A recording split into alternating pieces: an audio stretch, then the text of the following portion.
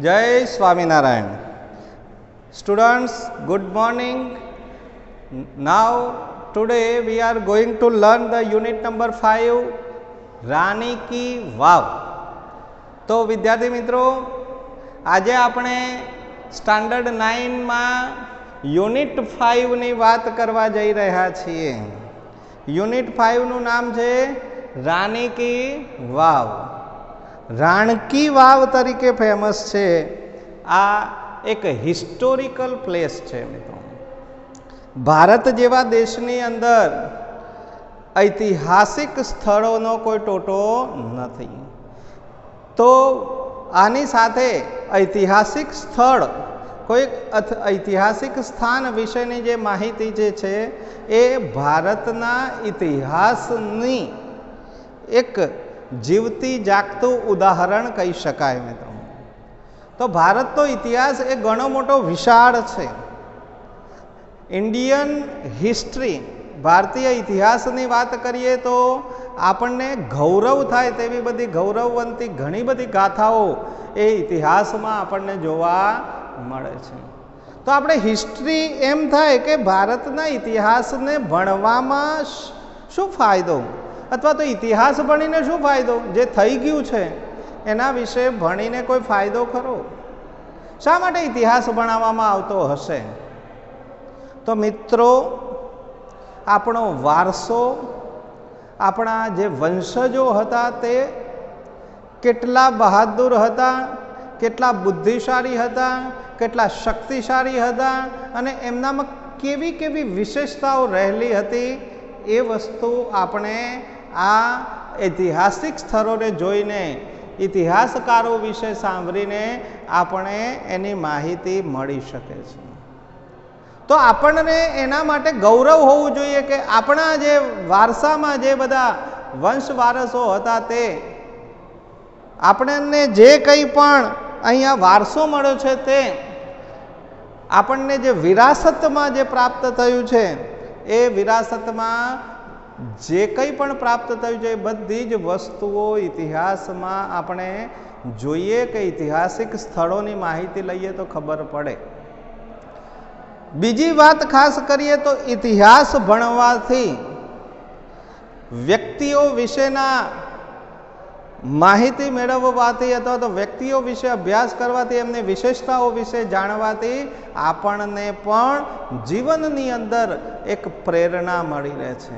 Inspiration માટે આપણે ઇતિહાસ ભણવાનું છે કે જો ભૂતકાળમાં લોકો આવું કરી શકતા હતા, લોકોનામાં આટલી બધી તાકાત હતી, તો વાય કાન્ટ વી, આપણે શા માટે ન કરી શકીએ? We can also do, we can be inspired from them. આપણે એમાંથી પ્રેરણા બની શકીએ. We can get inspiration from them, આપણે તેમાંથી પ્રેરણા મેળવી શકીએ. And we can follow them in our on life, અને આપણે આપણા જીવનમાં એમને અનુસરી શકીએ મિત્રો. એટલા માટે આપણે ઇતિહાસ ભણવાનો છે. તો અહીંયા આપણને એમ થાય કે રાણકી વાવ વિશે ભણીને શું ફાયદો? આપણને એ પણ ખબર પડવી જોઈએ કે આપણા દેશની અંદર ઐતિહાસિક સ્થળો કયા કયા છે, કેવા છે, એની વિશેષતાઓ શું છે, એમાં અદ્ભુત વસ્તુ શું છે. અને એ વખતે જ્યારે ટેકનોલોજી નહોતી મિત્રો, આ દુનિયામાં જ્યારે ટેકનોલોજી નહોતી ને, એ વખતે આવા જે કામો થયા છે, કેવી રીતે થયા, એ પણ એક પ્રશ્ન છે આપણા માટે. એક વિચાર માગી લે તેવો એક પ્રશ્ન છે કે આ લોકો કેટલા સ્ટ્રોંગ હશે, કેટલા મજબૂત હશે, અને કેવી કેવી કળાઓ ધરાવતા હશે કે એમણે વગર ટેકનોલોજીએ આબેહૂબ બધા જે સ્મારકો ઊભા કરી દીધા છે, બધા સ્ટ્રક્ચર્સ ઊભા કર્યા છે મિત્રો. મોટા મોટા વિશાળ પથ્થરોની અંદર એક કોતરણી આબેહૂબ, જે મશીનિંગ કોતરણી લાગે આપણને, એવી તો બધી જે કાર્વિંગ્સ પથ્થરોની અંદર આપણને જોવા મળે. આવા બધા એ ઐતિહાસિક સ્થળો જોતા આપણને એક પ્રકારનો આમ ગર્વ ઊભો થાય આપણને, આપણા જે વારસા ઉપર, કે આપણે કહી શકીએ કે આપણા વિરાસત ઉપર. તો એવી આપણે વાત આજે આપણે એક સ્ટ્રક્ચરની કરવી છે, અને એ છે રાની કી વાવ. તો રાણી કી વાવ વિશે આજે આપણે સમજવાના છીએ મિત્રો કે રાણી કી વાવ એ ક્યાં આવેલી છે, બરાબર, કોને બંધાવી, કેવી રીતે એનું નિર્માણ થયું. તો આજે આપણે ફક્ત એનું ઇન્ટ્રોડ્યુસિંગ જોવાના છીએ. પછી સ્ટેપ બાય સ્ટેપ આ પાઠ થોડોક હાર્ડ તમને એ રીતે પડે મિત્રો કે એના જે સ્પેલિંગ્સ છે એ સ્પેલિંગને વિશેષ કરીને આપણે તૈયાર કરવાના રહેશે. કારણ કે આના જે સ્પેલિંગ્સ છે આપણે એક જ પેરેગ્રાફમાંથી લગભગ તમે જોશો તો 25 થી 30 સ્પેલિંગ આપણે કાઢી અને અહીંયા મૂક્યા છે. એક જ પેરેગ્રાફમાંથી 5 લીટીનો એક પેરેગ્રાફ છે, 5.5 લીટીનો, એમાંથી તમને આટલા બધા સ્પેલિંગ મળે છે. તો આપણે આજે એક જ પેરેગ્રાફ જોઈશું ને તો એ આપણો સમય વિડીયોનો પૂરો થઈ જશે. એટલા બધા હાર્ડવર્ડ પણ છે અને એક એક વસ્તુને આપણે સમજવાનો પ્રયત્ન મિત્રો કરવાનો છે. તો આપણે રાણી કી વાવ વિશેની વાત આજે આપણે કરવા માટે જઈ રહ્યા છે મિત્રો. યુનિટ 5 ની અંદર આ આપણું એક હિસ્ટોરિકલ પ્લેસ છે, ઐતિહાસિક સ્થળ છે અને એના વિશે આપણે જોઈશું. આપણે વાવ શબ્દ ગુજરાતી શબ્દ છે આમ તો, અને એ વાવ શબ્દને ઇંગ્લિશની અંદર સ્ટેપ વેલ એવા શબ્દથી આપણે નવાજીએ છીએ. સ્ટેપ વેલ, સ્ટેપ એટલે પગથિયા અને વેલ એટલે કૂવો. પગથિયા વાળો કૂવો એટલે વાવ. આપણને ખબર છે કે વાવમાં ઉતરીએ ત્યારે પગથિયા ઉતરીને જવું પડે અને છેલ્લે કૂવા જેવું હોય એટલે એને સ્ટેપ વેલ કહેવામાં આવે છે. પણ પહેલાંના જમાનામાં જે સ્ટેપ વેલ હતી, જે વાવ હતી, એ લોકોને નાવા ધોવા, પાણી પીવા અને એક સોર્સ ઓફ વોટર આપણે કહી શકીએ મિત્રો કે પાણીનો એક સ્ત્રોત માટે બહુ જ મહત્ત્વની વસ્તુ હતી. તો વાવો પહેલાં સ્પેશિયલ વાવ બંધાવવામાં આવતી અને વાવનું જે બાંધકામ છે બહુ મોટી વિશાળ વાવો આજે આપણને જોવા મળે છે. અમદાવાદની અંદર તમે અડાલજની વાવ, આ પણ એક જોવાલાયક સ્થળ છે. જઈને જોઈએ તો આપણને એમ જોયા પછી એમ થાય કે આટલી વિશાળ બાંધકામ કેવી રીતે એ લોકોએ કર્યું હશે. એમાં રાણકી વાવ વિશે તમે જ્યારે માહિતી મેળવશો ત્યારે તમને ખબર પડશે કે આ વાવની અંદર બીજી કેટલી બધી વસ્તુઓ એવી બાંધકામ કરવામાં આવી છે, બીજી કેટલી બધી વસ્તુઓ એવી બનાવવામાં આવી છે. તો એ વખતના રાજાઓ અને એ વખતના આપણા જે વડવાઓ હતા એ બધા કેટલા બધા વિચારશીલ અને કેટલા બુદ્ધિશાળી અને કેવી કેવી વિશેષતાઓ ધરાવતા હતા એનો ખ્યાલ આપણને આવશે મિત્રો. તો આજે આપણે રાણકી વાવ વિશે વાત કરવા જઈ રહ્યા છીએ મિત્રો. તો હું તમને પહેલાં એક પેરેગ્રાફ વાંચી અને આપણે એને સમજાવવાનો પ્રયત્ન કરીશું. દરેક વિદ્યાર્થીઓ પોતાની ચોપડી ખોલી અને કેવી રીતે આ શબ્દોનું ઉચ્ચારણ થાય છે એને ખાસ જુએ. આપણે પહેલો પેરેગ્રાફ વાંચીએ છીએ.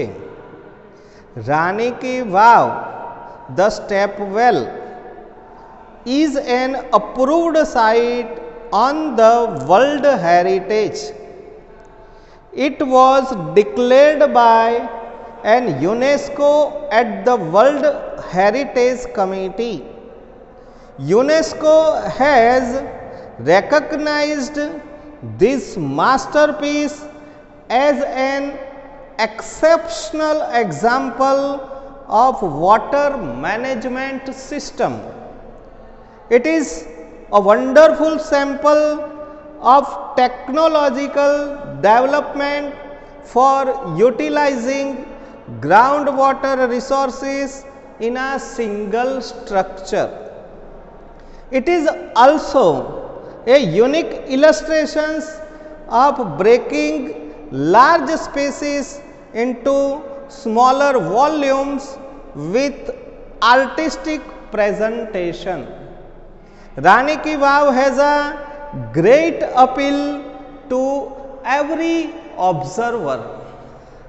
મિત્રો, અહીંયા આ જે શબ્દોનું જે ઉચ્ચારણ છે, પ્રોનન્સિએશન છે, એ ખાસ આપણે ધ્યાનમાં રાખવાનું છે. એના પ્રોનન્સિએશનને વારંવાર વાંચશો તો જ એ શબ્દો પણ આપણા માઇન્ડની અંદર ફિટ થશે. તો આપણે ખાસ ધ્યાનમાં રાખીશું. તો રાની કી વાવ શું છે ભાઈ? રાની કી વાવ ધ સ્ટેપવેલ, એક વાવ જે છે stepwell, is an approved site approved એટલે શું? મંજૂર કરવું. અપ્રૂવ એટલે મંજૂર કરવું ને અપ્રૂવડ એટલે મંજૂર થયેલું. સાઇટ એટલે સ્થળ, સાઇટ એટલે સ્થાન. તો રાણીની વાવ એ એક મંજૂરી પામેલું સ્થાન છે on the world heritage. World heritage એટલે વિશ્વ વિરાસત સ્થાન તરીકે માન્યતા પામેલું સ્થાન છે. તો વિશ્વ વિરાસત સંસ્થા તરીકે આ સ્થળને માન્યતા મળેલી છે એવું આપણે કહી શકીએ મિત્રો. તો આપણે કહીશું કે Rani ki Vav is approved site on the world heritage. વિશ્વ વિરાસતમાં મંજૂરીથી સ્થાન પામેલું છે. વિરાસત સંસ્થા તરીકે, વિરાસત સ્થાન તરીકે એને મંજૂરી મળેલી છે. તો આ મંજૂરી આપી કોણે એની વાત કરીએ તો ઇટ વોઝ ડિક્લેર્ડ, વિશ્વ વિરાસત સ્થાન તરીકે જાહેર કોણે કર્યું? ડિક્લેર એટલે જાહેર કરવું. તો it was declared by UNESCO. UNESCO દ્વારા આ સ્થાનને હેરિટેજ સ્થાન તરીકે ડિક્લેર કરવામાં આવ્યું, જાહેર કરવામાં આવ્યું. યુનેસ્કો એ શું છે મિત્રો? તો આપણે લખ્યું છે યુનેસ્કોનું full form United Nations of education, scientific and cultural organisation. તો યુનેસ્કો એ આંતરરાષ્ટ્રીય કક્ષાએ દેશોની શિક્ષણ, વૈજ્ઞાનિક અને કલ્ચરલ કહેતા સાંસ્કૃતિક રીતે વિકાસ કરવા માટેની આ એક સંસ્થા છે, માન્યતા પ્રાપ્ત કરવા માટેની એક સંસ્થા છે. તો યુનેસ્કો એ શિક્ષણ, કલ્ચરલ અને વિજ્ઞાન સાથે સંકળાયેલી આ એક સંસ્થા છે કે જેની અંદર વૈજ્ઞાનિક રીતે કોઈ સંશોધનોને માન્યતા આપવાનું કામ કરે છે. હિસ્ટોરિકલ પ્લેસીસ એટલે કે કલ્ચરલ વિશે તો એને માન્યતા આપવાનું, હમણાં અમદાવાદ સિટીને પણ હેરિટેજ સિટી તરીકે ડિક્લેર કરવામાં આવેલું છે થોડાક વર્ષ, 2-1 વર્ષના સમયગાળા પહેલાં. તો મિત્રો યુનેસ્કો એ એક એવી સંસ્થા છે કે જે વિશ્વ વિરાસત સંસ્થાઓ પણ જાહેર કરે છે અને વિરાસત સમિતિ, કમિટી, હેરિટેજ કમિટી એટલે કે વિરાસત સમિતિ, યુનેસ્કોની એક આખી સમિતિ બનાવવામાં આવે. એના જે સભ્યો હોય એ ચર્ચા કરે, માહિતી મેળવે અને એના આધારે પછી એ જે તે સ્થાનને એ વિરાસત સ્થાન તરીકે ડિક્લેર કરતા હોય છે. તો આ યુનેસ્કોની આ સમિતિએ ભેગા થઈ અને આ જે આપણે રાણકી વાવ છે એ રાણી કી વાવને એક વિરાસત સ્થાન તરીકેની માન્યતા આપી છે મિત્રો. તો આપણે અહીંયા એક પ્રશ્ન પણ મૂક્યો છે કે હુ ડિક્લેર્ડ રાણી કી વાવ N approved world heritage site, કે અપ્રૂવડ વર્લ્ડ હેરિટેજ સાઇટ તરીકે કોણે માન્યતા આપી? તો આપણે અહીંયા લખી શકીએ યુનેસ્કો. UNESCO, યુનેસ્કો ડિક્લેર્ડ રાણી કી વાવ N approved world heritage site, અથવા તો આપણે world heritage committee of UNESCO એવું લખી શકીએ. World heritage committee of UNESCO declared Rani ki Vav N approved world heritage site. What is an approved site on world heritage? આ પ્રશ્નને જુદી રીતે પણ પૂછ્યો છે કે ભાઈ વર્લ્ડ હેરિટેજ સાઇટ તરીકે શું અપ્રૂવ થયું છે? તો અહીંયા લખાય Rani ki Vav. Rani ki Vav is an approved site on world heritage. Rani ki Vav એ વિશ્વ વિરાસત સ્થાન તરીકે માન્યતા પામેલી છે. બીજી વાત એમાં કરી છે કે UNESCO has recognised this masterpiece as exceptional example of water management system. મિત્રો યુનેસ્કો હેઝ રેકગ્નાઇઝડ, આનો મતલબ થાય કે યુનેસ્કો આજે ઓળખાય છે. રેકગ્નાઇઝ એટલે ઓળખાવું. તો યુનેસ્કો એ આજે શાના તરીકે ઓળખાય છે? તો માસ્ટરપીસ તરીકે ઓળખાય છે. માસ્ટરપીસ એટલે કલા કારીગરી માટે નો હેઝ ઓળખાવ્યું છે. યુનેસ્કોએ આ કલા કારીગરી માટે કારીગરી યુક્ત આ માસ્ટરપીસ છે એટલે કે આ એક સ્ટ્રક્ચર છે એને કલા કારીગરી યુક્ત રીતે એક્સેપ્શનલ એક્ઝામ્પલ કહ્યું છે મિત્રો કે આ વાવ છે એ એક એક્સેપ્શનનો મતલબ થાય અસાધારણ, નોટ કોમન, અનકોમન, અનયુઝ્યુઅલ. અસાધારણ એ સામાન્ય વસ્તુ, અસાધારણ ઉદાહરણ છે. Example, exceptional example of water management system. અસાધારણ ઉદાહરણ બતાવ્યું શાનું? જળ સંચાલન પદ્ધતિ માટેનું. જળ સંચાલન પદ્ધતિ માટેનું અસાધારણ ઉદાહરણ છે એ આ વાવ કે એ વખતના સમયમાં ભૂગર્ભ જળને સંગ્રહ કરી અને લોકોની જે પાણીની અછતને કેવી રીતે પૂરી પાડવી એના માટેનું આગોતરું આયોજન કહી શકાય મિત્રો. એ આગોતરું આયોજન આ રાજાઓના મગજમાં હતું એટલા માટે એને એક કહ્યું યુનેસ્કોએ કે exceptional example of water management system. આ એક જળ સંચાલન પદ્ધતિ માટેનું આ એક અસાધારણ ઉદાહરણ ગણાવી શકાય. It is A wonderful sample of technological development. બીજી વાત એને કર્યું કે આ એક અદ્ભુત ઉદાહરણ પણ છે, વન્ડરફુલ સેમ્પલ છે. આ વન્ડરફુલ સેમ્પલ બનાવવામાં આવેલું છે શાનું? Technological development of utilising ground water sources. Utilise એટલે સંગ્રહ કરવો, ગ્રાઉન્ડ વોટર એટલે ભૂગર્ભ જળ. ભૂગર્ભની અંદર જળનું સંગ્રહ કરવા માટેનો જે આ એક રિસોર્સ કહી શકાય, સ્ત્રોત, અને એ પણ એના સિંગલ સ્ટ્રક્ચર. સિંગલ સ્ટ્રક્ચર એટલે કે એક જ સ્ટ્રક્ચરની અંદર, એક જ સ્થાપત્યની અંદર એને આ આખા વોટર મેનેજમેન્ટ સિસ્ટમનું આયોજન થયેલું છે. આ એના માટેનું એક અદ્ભુત સેમ્પલ તૈયાર કરવામાં આવ્યું છે, આવું યુનેસ્કો દ્વારા જણાવવામાં આવ્યું છે. અને કહ્યું કે આ એક અદ્ભુત સેમ્પલ છે અને એ પણ ટેકનોલોજી ડેવલપમેન્ટ માટેનું. ટેકનોલોજીકલ એટલે તંત્રજ્ઞાન ડેવલપમેન્ટ એ વખતે આપણને જોવા મળ્યું છે, જેની અંદર પાણીના સ્ત્રોતનો જે સંગ્રહ એક સિંગલ સ્ટ્રક્ચરની અંદર કરવામાં આવે છે. It is also a unique illustration. બીજી વાત એ લોકોએ કહી કે આ એક અજોડ ઉદાહરણ છે. યુનિક એટલે અજોડ, ઇલસ્ટ્રેશન એટલે કે એક્ઝામ્પલ, ઉદાહરણ છે. એક અજોડ ઉદાહરણ છે. શાનું અજોડ ઉદાહરણ છે?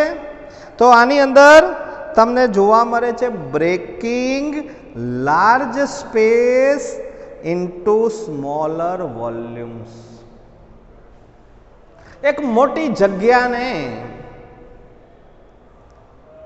લાર્જ સ્પેસ એટલે કે એક મોટી વિશાળ જગ્યાને, સ્મોલર એટલે કે નાના નાના, વોલ્યુમ્સ એટલે ભાગ, વોલ્યુમ એટલે ભાગ. લાર્જ સ્પેસ વિશાળ એવી જગ્યાને નાના નાના ભાગોની અંદર વહેંચીને વિથ આર્ટિસ્ટિક પ્રેઝન્ટેશન એની અંદર કલાત્મક રજૂઆતો કરવામાં આવી છે. એનું આ એક ઉત્તમ ઉદાહરણ કહી શકાય મિત્રો. અજોડ ઉદાહરણ છે કે એક મોટી વિશાળ જગ્યાને જુદા જુદા ભાગોની અંદર વહેંચી અને એક કલાત્મક રજૂઆત, પોતાની કળાની રજૂઆત કરવાનો પ્રયાસ કરવામાં આવ્યો છે. કલાત્મક રજૂઆતનું પણ આ એક ઉત્તમ, એક અજોડ ઉદાહરણ પણ બતાવવામાં આવ્યું છે.